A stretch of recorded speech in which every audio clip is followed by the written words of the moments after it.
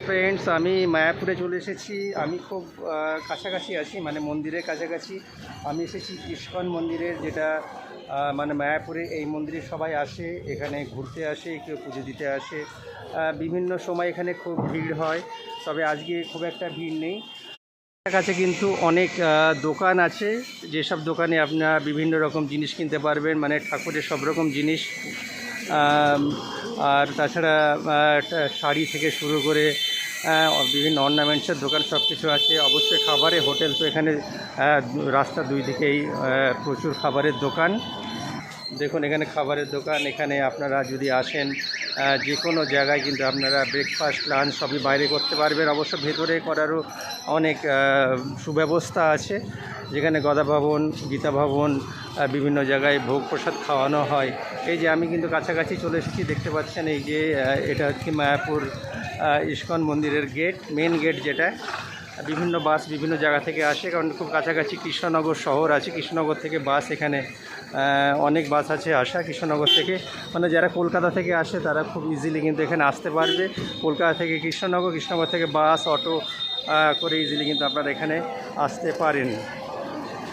মন্দিরের গেটের আশেপাশে কিন্তু এরকম পরিবেশ।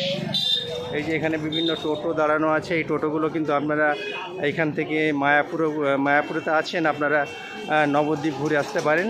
নবদ্বীপে বিভিন্ন মন্দির, শ্রী চৈতন্যের অনেক মন্দির আছে, সেগুলো কিন্তু আপনারা ঘুরে আসতে পারেন। টোটো এখানে খুব ইজিলি পেয়ে যাবেন মায়াপুরে যাওয়ার জন্য। আর এই দেখুন, এই দিকটা হচ্ছে প্রবেশ পথ। এই দিক দিয়ে মানুষজন ঢোকে মন্দিরের ভেতরে, এবং এই সাইডটা দিয়ে সবাই কিন্তু বাহির পথ, মানে বাইরে হয়ে যায়। যাদের মন্দির দেখা হয়ে যায় তারা এই দিক দিয়ে বার হয়। তো সবাই এখান দিয়ে ঢুকছে। ঢোকার কোনো কিন্তু এন্ট্রি ফি নেই, এন্ট্রি ফি ছাড়াই আপনারা ঢুকে যেতে পারবেন।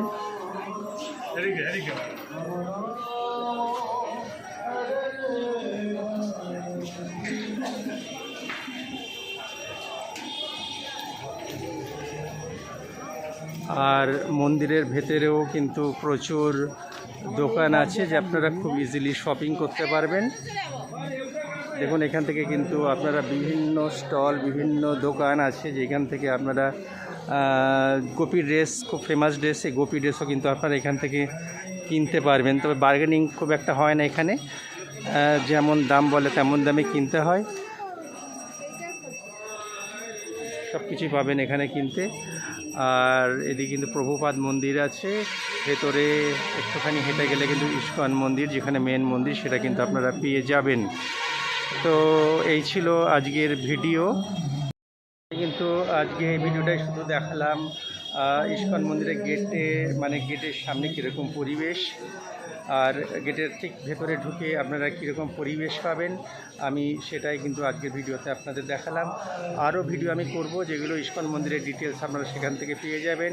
অবশ্যই ভিডিও যদি ভালো লেগে থাকে চ্যানেল সাবস্ক্রাইব করবেন এবং একটা লাইক করবেন।